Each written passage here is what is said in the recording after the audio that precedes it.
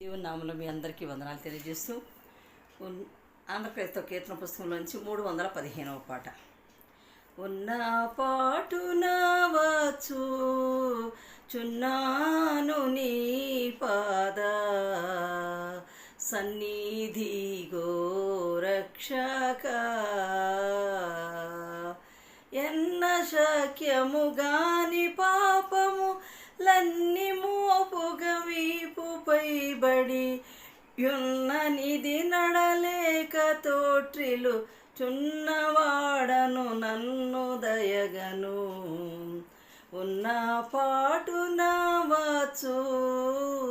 చున్నాను నీ పాద సన్నిధి గోరక్షక